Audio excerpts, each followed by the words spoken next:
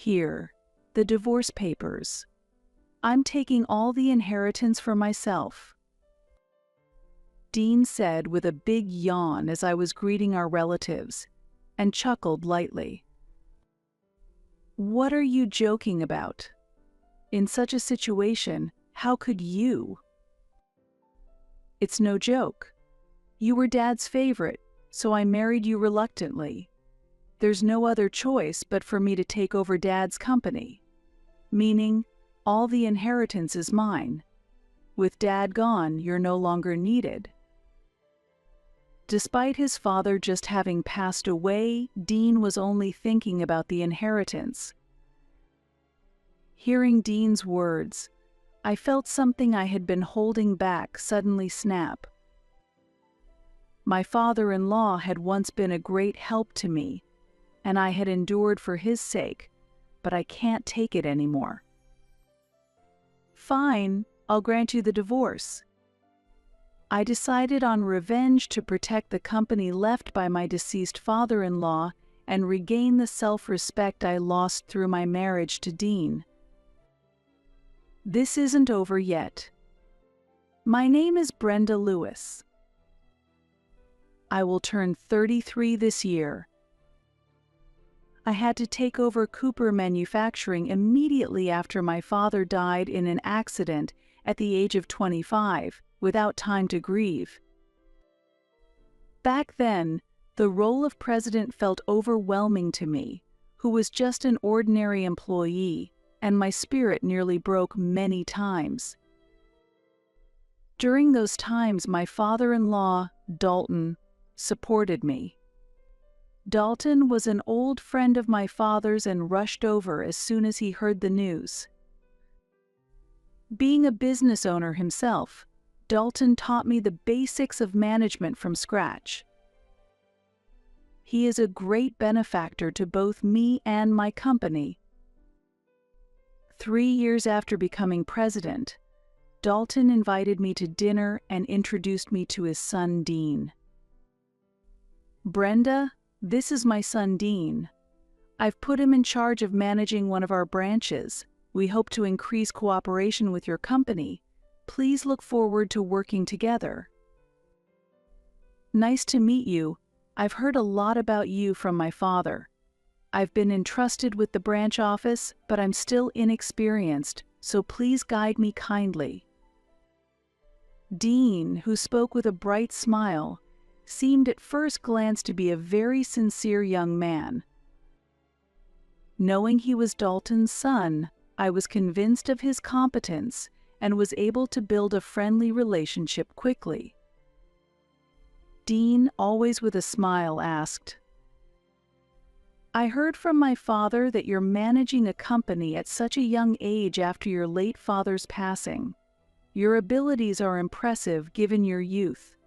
What industry does your business operate in?" To this, I revealed the name of our company. Our company is called Cooper Manufacturing, and we primarily handle automobile parts. I'm still an inexperienced president, but I'm striving every day to protect this company left by my father. Without the support of many, including Miss Lewis, I wouldn't have had the confidence to run this company on my own. Cooper Manufacturing, you say? That's a new name to me. I understand small factories are having a tough time in the current economic climate, but I support you.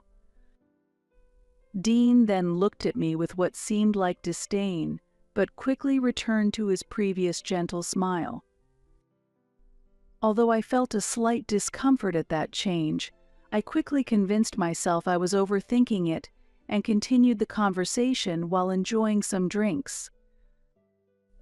Gradually, Dean began to ask me out for meals and dates more frequently, and half a year after we met, he proposed to me.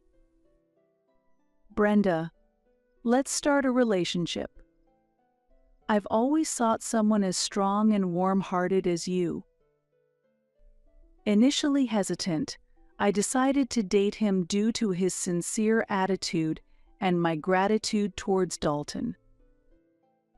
After a year of dating, the two of us got married. During our engagement, Dean was continuously kind and treated me with great care. So when do you plan to quit your job? One morning, a month after our wedding, Dean casually threw that question at me while I was preparing breakfast. I stopped the knife I was holding. I haven't thought about quitting. Dean frowned in displeasure at my response and looked unhappy. Hey, we're married, right?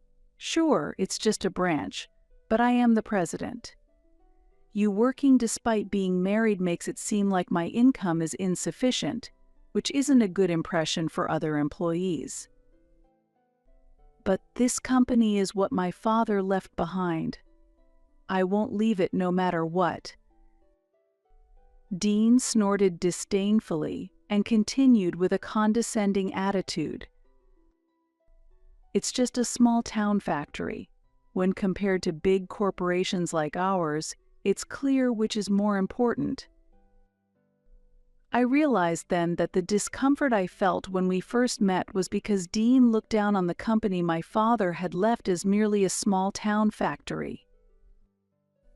Dean, that's not the right way to speak. My company has important business partners and staff. I can't just quit. Business partners and staff? That's nothing significant. Isn't it obvious that your company doesn't even compare to one of our branches? I was at a loss for words at his remark. Dean clearly didn't understand the responsibility of running a company, regardless of its size. I took a deep breath and tried to address the situation calmly. Dean, the value of a company isn't just in its size. Even if it's small, it has its significance. My company, too. I get it. It's important to you. But face reality. It's unimaginable that a company run by someone as inexperienced as you could survive. After throwing those words at me, Dean glanced at me with contempt. His attitude was so shocking that it went beyond anger. My father was a warm-hearted president who cherished his employees. I always admired my father for that. But Dean insulted my father. Struggling to contain my trembling anger, I barely managed to respond. Dean, our companies may differ in size, but our employees and partners are important too. It's wrong to belittle them like that, and please stop looking down on my company as just a small town factory. So what?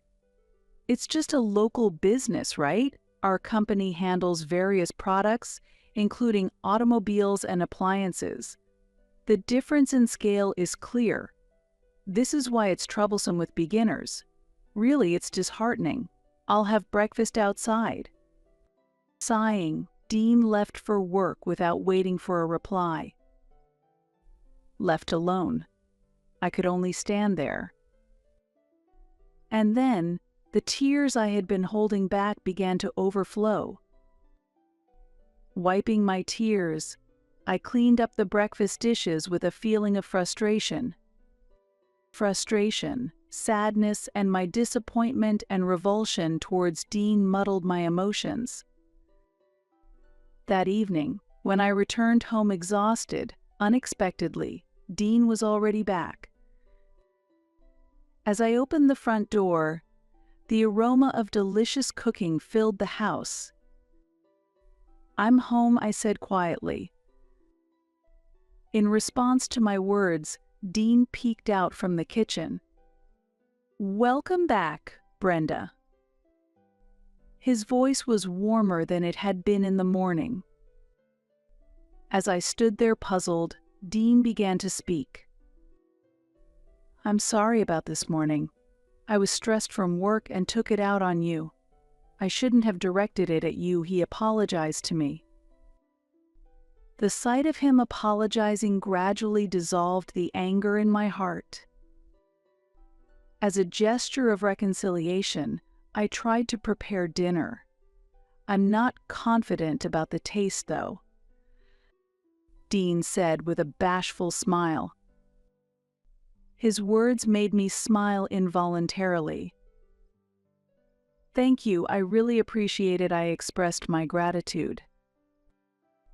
We sat down at the table together and began eating the meal Dean had prepared. While the food wasn't gourmet, his effort made it strangely delicious. It's good. Thank you, Dean, I murmured softly. Dean smiled satisfactorily at that. With this, our argument seemed to have ended, but afterwards, there was a noticeable change in Dean's behavior. For a time, he regained his former kindness, but gradually he became colder towards me and his disparaging remarks about my company increased. A year into our marriage, his behavior resembled that of a tyrannical ruler. When I came home late from work, he greeted me sarcastically while lying on the sofa. Finally home, huh, Madam President? What time do you think it is? I'm sorry, I was held up by an unexpected meeting. I'll prepare dinner right away. I said this almost apologetically and hurried to the kitchen. Watching me, Dean scoffed derisively. A meeting? Huh? Were you really working overtime? Is the president of a small-town factory that busy? I didn't respond to his words and silently started cooking. The relationship between us continued to deteriorate. Dean, disliking mere formal apologies, appeared before me without hiding his anger, saying coldly, "Brenda, do you understand how you're managing to live like this? You're acting like you're just the president of some small-town factory." I internally resisted, but dealing with his company was crucial for mine. I gave up on arguing, but it wasn't that I felt nothing. Struggling to contain my anger, I responded with a trembling voice. I live thanks to your support. I appreciate it. This response irritated Dean, and he became even more aggressive. If you're thankful, show it. Or apologize from the bottom of your heart, and I'll forgive you. I bit my lip hard to suppress my anger. What's the matter? Can't you do it? If you can't, I don't mind terminating our contract with your company. I can crush your company any time. If there's no apology, I'll suspend our transactions. As he said this with a sneer, I felt disgusted but decided to protect my company. Though I tried to apologize, my pride wouldn't allow it, and I hesitated. What are you doing? Hurry up. Pushed by his urging, I finally pleaded. Please continue doing business with us. I beg you. Seeing me beg so desperately, Dean laughed smugly. Hack, pathetic. To think such a person is a president. His attitude and his contemptuous words made me feel frustrated, but I had no choice but to yield to his threat to stop the transactions. I quietly endured the situation. 3 years into our marriage, Dean's arrogant behavior intensified, and his criticism towards me and my company worsened. Every time I came home, I was almost certainly met with his harsh words. Initially, I protested, but once I realized arguing was pointless, I just let it slide. Really, how late can you be? How long do you plan to keep me waiting? He would greet me angrily, and then continue to complain at length about me and my company. You say you've been working late recently, but is your company about to go under? Don't worry, if it fails, I'll hire you after it's ruined. I'll spread the rumor that an incompetent woman destroyed her company. Sneering as he said this, I felt resentment towards him but knew arguing was futile, so I remained silent. Perhaps dissatisfied with my attitude, Dean's anger only grew, and he kept complaining to me. You really lack the awareness of being a president. A president is supposed to be the leader of the company, yet you can't do anything beyond your job and taking care of me. If it weren't for me, you couldn't do anything at all, so try harder to please me. With that final accusation, he cheerfully headed to the bedroom. Feeling both anger and emptiness from Dean's attitude, I quietly cleaned up. I was utterly exhausted by such daily routines, and living with Dean had become a torment. Still, I dreamed of the day I could turn the tables on him, and for now I could only endure. That day became unforgettable. I received a call that Dalton, my father-in-law, had fallen ill. When I rushed to the hospital, I found out he was unconscious and in critical condition. As I stepped into the hospital room, Dean stood there looking lost. I approached slowly and gently took Dalton's hand. "Father-in-law," I called out quietly. It seemed like his hand moved slightly, but it might have been my imagination. The next morning, Dalton quietly passed away. On the day of the funeral, I wore black mourning clothes and quietly entered the venue where people were gathering. The number of attendees conveyed how much Dalton was loved. In the solemn atmosphere, I politely greeted each mourner and looked for Dean. The moment I spotted him, an unbelievable scene unfolded before me. Dean, as the chief mourner, wore an inappropriate, bored expression and occasionally yawned largely, seemingly unaware of the cold stares from the visitors. "Dean," I called out to him quietly. He turned towards me and his expression changed momentarily, but soon he seemed to lose interest and return to his previous demeanor. I took a deep breath and vowed to remain calm. "Are you properly greeting the people who've come for the funeral?" Dean scoffed disdainfully, pulled out his smartphone, and said coldly, "It's too much hassle, handle it yourself." I watched in astonishment as he opened a game app.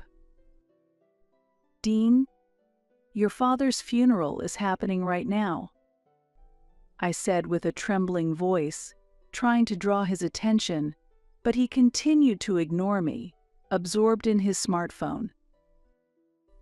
Occasionally, the sound of his game cut through the surrounding silence, and I could feel the icy stares from the attendees.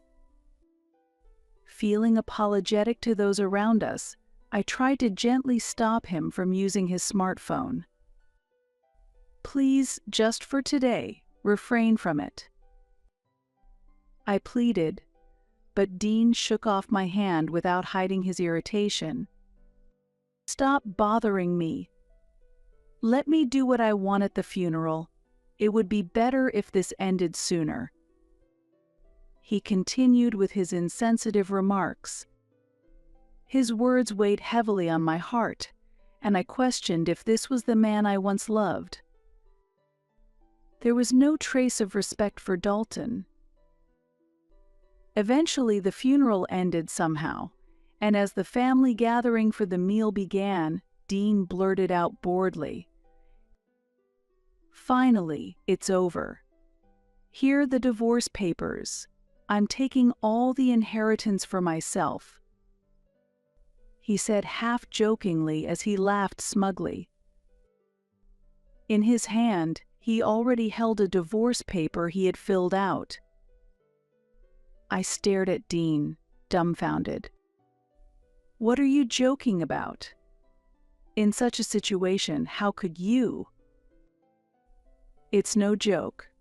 You were Dad's favorite, so I married you reluctantly. There's no choice but for me to take over Dad's company, meaning all the inheritance is mine. With Dad gone, you're no longer needed." Dean seemed only interested in the inheritance, even just after his father had passed away. "Dean, let's put off this talk. There's no need to discuss this right now." "No, we settle this here. If you don't agree to the divorce, I'll terminate all contracts with your company." His statement caused an uproar among the relatives. "Are you really going to do that?"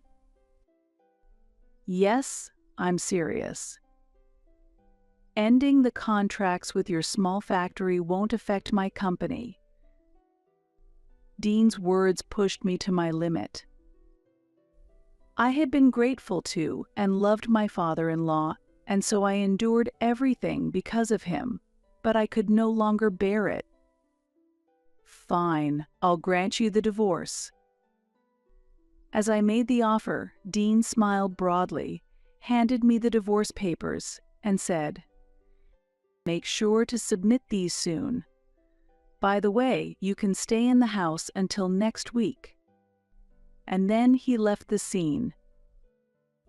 Trembling with anger, I took only the essentials and immediately checked into a nearby hotel. Since I don't have children, I can be flexible. This helps me respond quickly to situations. The next morning, I went to the courthouse at its opening time to submit the divorce papers, and then immediately contacted my secretary to arrange an emergency board meeting in 1 hour. Upon arriving at the company, the board members were already waiting in the conference room.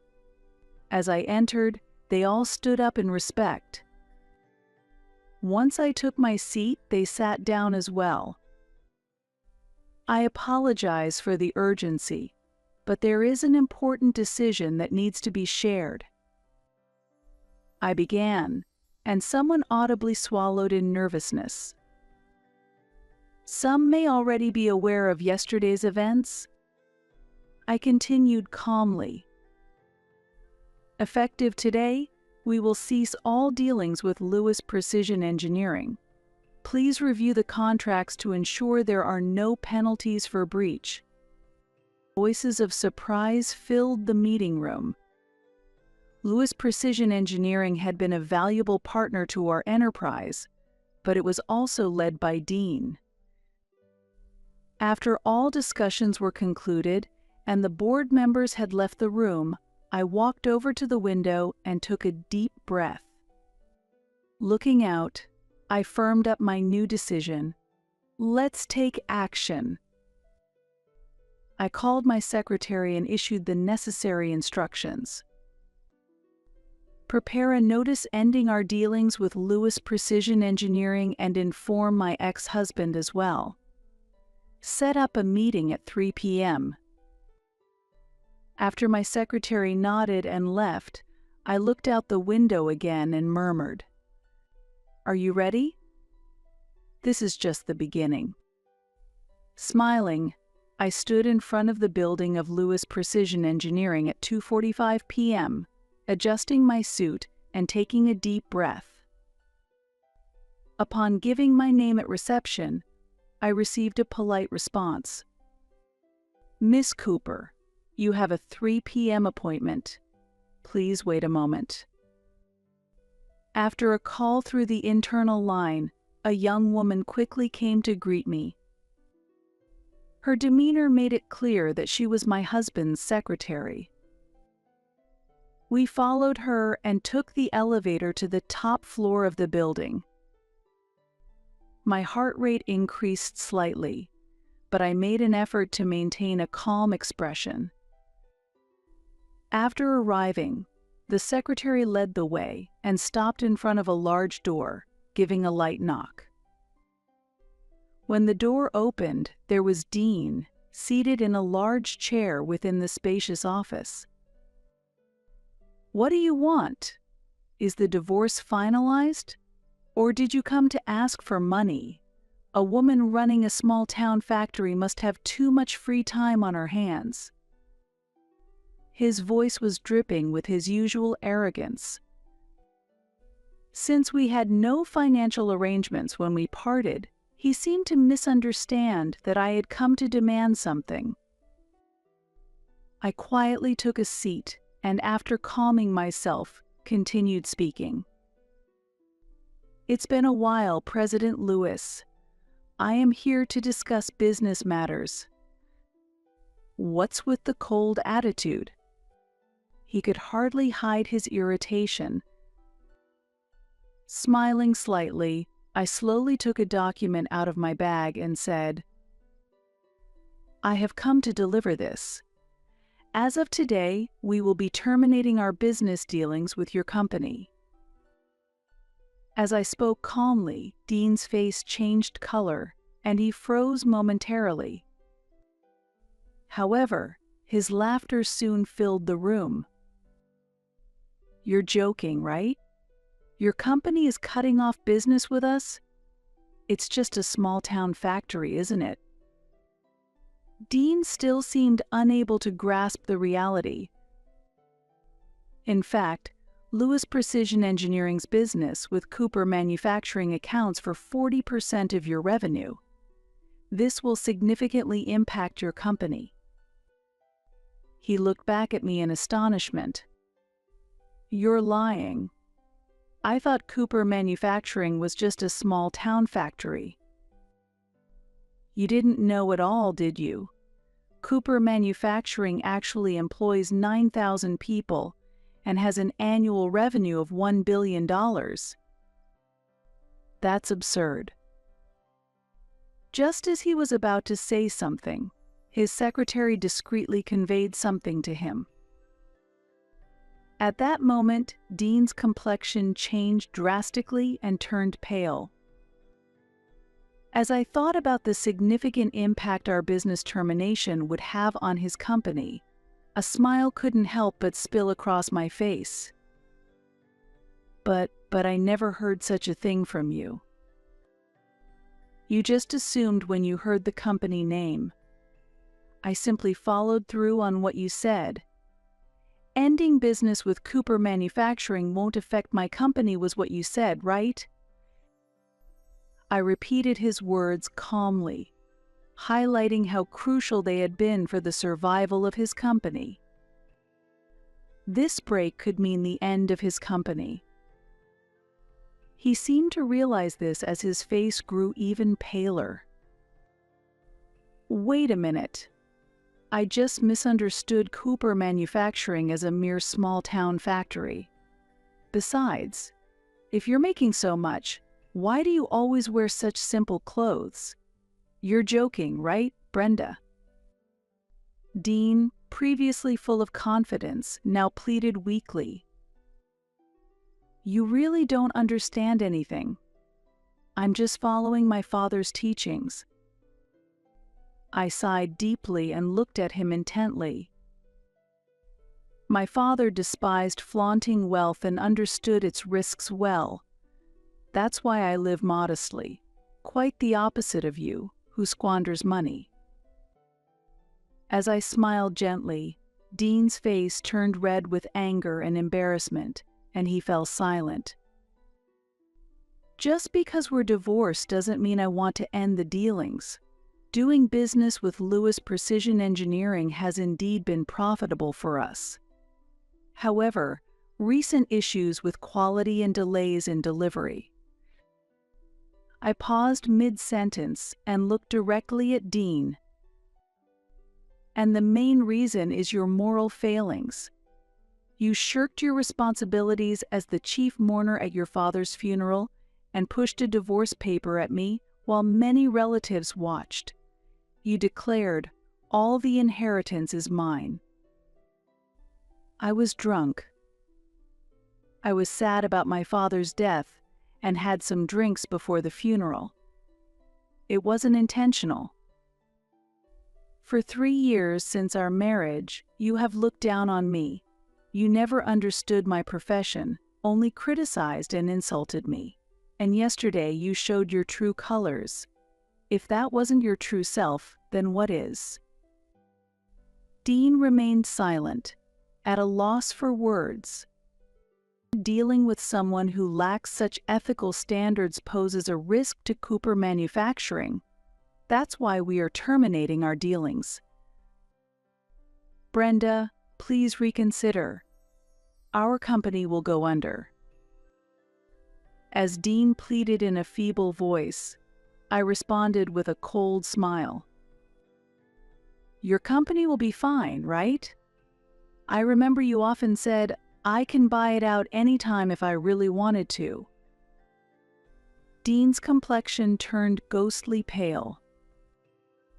Dean likely never imagined his own words would come back to haunt him like this. You bastard. As he said this, Dean stood up and swung his arm towards me in anger. At that moment, his movement froze mid-air. Do you really intend to overpower me? Go ahead, try it. If you commit violence here, the reputation of Lewis Precision Engineering will only worsen. Moreover, attacking the female president of Cooper Manufacturing would be even more disgraceful. My calm response caused Dean's hand to tremble. Damn it! While filled with rage, he slowly lowered his hand. This is goodbye. Farewell. With that, I left the room. I could hear Dean's shouts behind me, but they seemed distant now. Half a year had passed since my company ended our business dealings with Lewis Precision Engineering. During that time, the decline of Lewis Precision Engineering was significant. Initially, Dean tried to revive the business. He looked for new business partners and tried to motivate his employees, but once the termination of our dealings became public, his company's credibility rapidly declined. 2 months later, major clients began to cancel their contracts one after another, and Dean started offering excessive trading conditions, which further damaged his company's reputation. 4 months in, Lewis Precision Engineering faced financial difficulties, payments to employees were delayed, and staff began resigning or moving to other companies. The bankruptcy of Lewis Precision Engineering seemed inevitable. That day, I received a phone call. Hello, Brenda. The voice was hoarse and difficult to hear, but I immediately recognized it as Dean. What is it? I asked coolly. Please, I need to talk to you in person. Gone was his previous arrogance, replaced only by a tone of desperation. All right, let's meet tomorrow at 3 p.m. at Cooper Manufacturing. After hanging up, I sighed heavily. I had decided to end it all. The next day, Dean arrived 10 minutes early for our appointment. He was a shadow of his former self, wearing a worn-out suit, unshaven, with clearly bloodshot eyes from lack of sleep. Thank you for waiting, I said as I entered the reception room, and Dean quickly stood up. Brenda, thank you. I'm really glad to see you. His voice was trembling. Please, I'm begging you to resume business with Lewis Precision Engineering. Why? I asked in a cold voice. Dean seemed taken aback for a moment, but then responded with a look of desperation. My company is on the brink of collapse. I can't even pay my employees, and the pressure from creditors is increasing day by day. That is the result of your management decisions. My merciless reply changed his complexion. Suddenly, he dropped to his knees and bowed deeply. Please, just give me one more chance. His figure was pitiful and tragic. The once arrogant man was now prostrating himself on the ground, begging for forgiveness. Dean, I called, and he briefly lifted his face, showing a glimpse of hope. But I continued, I'm sorry, but there is no second chance. My cold words froze him. I could see his eyes shift from hope to despair. But Brenda Dean tried to continue with a trembling voice, but I cut him off. Enough. You belittled me for 3 years. Even on the day of your father's funeral, you trampled on my feelings. There is no room for sympathy for someone like you. Dean once again lowered his forehead to the floor, pleading as if seeking pity. I have already apologized for that. Please. This isn't for the sake of the company, not for me, but genuinely for the employees. My resolve was firm, knowing that such apologies, while necessary, did not erase the consequences of his actions or the underlying attitudes that led to them. This was about more than just business, it was about respect and consequences. For the employees, if you had truly put them first, it wouldn't have come to this. This is the result of prioritizing your own protection. Dean's shoulders trembled, and he continued in a tearful voice. Please, don't abandon me. In response to Dean's plea, I calmly noted the time. It's time now. President Lewis, please leave for today. At that, the secretary entered the room. She took Dean by the hand and gently wiped his tear-streaked face as she led him out. Around noon, I went down to the lobby, where Dean was still standing. He looked at me, seemingly about to say something, but his opportunity was interrupted by the sudden appearance of a third party. President, may I have a moment of your time? The person asked quietly. Hearing that voice, Dean dropped to his knees in shock. What's happening? Morgan, why are you here? The employee called Morgan glanced at Dean briefly, but then returned his focus to me. President, may I have a little of your time? No problem. Let's discuss this in the conference room. I answered, moving forward before Dean could say anything.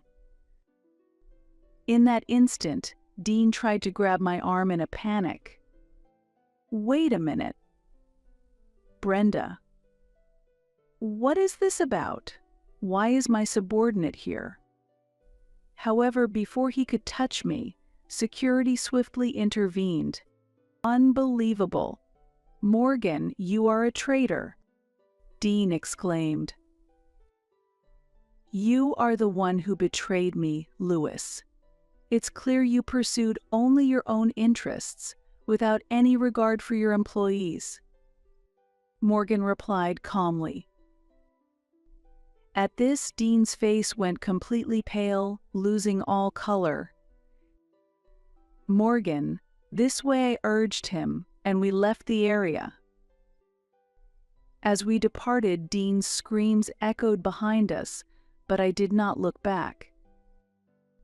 Despite the cessation of dealings with Lewis Precision Engineering, Cooper Manufacturing continued to grow, absorbing new talent and achieving success in new ventures. The workforce exceeded 12,000 employees, significantly expanding its market share and raising expectations as a pillar of the U.S. economy.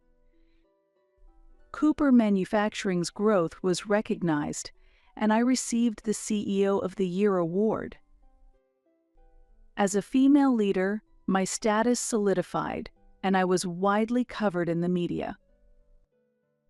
5 years later, in the fall, I attended the opening ceremony of Cooper Manufacturing's new headquarters. From the top floor of this building, I looked out over the expansive view of New York, reflecting on the journey that had brought us here. In my speech at the ceremony, I concluded, "Adversity is the nourishment that strengthens us. We have the strength to overcome any difficulty. Cooper Manufacturing will continue to move forward." Thunderous applause filled the venue, resonating deeply within me. Dean's life had changed dramatically, to the astonishment of those around him. Driven by financial greed, he personally guaranteed corporate bonds and misappropriated funds. Subsequently, his amateur investment strategies failed, and through fraud, he incurred even more substantial debts, ultimately leading to his company's collapse. It's said that his total debt exceeded $50 million. Even after stepping down as president, he was constantly pursued by creditors, living a life overshadowed by daily repayments. He filed for bankruptcy, hoping for debt forgiveness, but his extravagance backfired, and he was forced to continue repayments. His payments were often delayed, and the debt grew even larger due to interest. Whether he can repay all his debts during his lifetime is unpredictable. One day, I accidentally saw him working as a part-time employee at a local supermarket. He looked much older than when I last saw him, with thinning hair and a vacant stare, a stark contrast to the man he once was. Next to a magazine headline reading Cooper Manufacturing President, among the top 10 in annual income, he silently stocked shelves. Seeing him, I felt a mix of emotions. The man who once looked down on me was now in such a predicament. I looked away and quietly left the scene. My private life began with meeting a very attractive man 3 years ago. This meeting culminated in our marriage at the end of last year. He is supportive of my career path, strongly backing my professional choices. We have built a beautiful relationship where we support each other and grow together. Currently, we are enjoying the joy of expecting a new life. Next spring, I am due to embrace a new role as a mother, which will be a significant turning point for me. Although my concerns about maintaining a balance between work and home life are not entirely resolved, I am confident that with the support of family, friends, and colleagues, I will be able to overcome these challenges. I am very much looking forward to seeing how much I have grown by this time next year. I am committed to working hard towards the ideals I aspire to and forging a fulfilling future for myself. Against the grand backdrop of New York, I quietly smile. My expression is brimming with a sense of accomplishment and hope. I close my eyes gently and speak to my late father in my heart. Dad, the vision you once had for the company, I have made it a reality.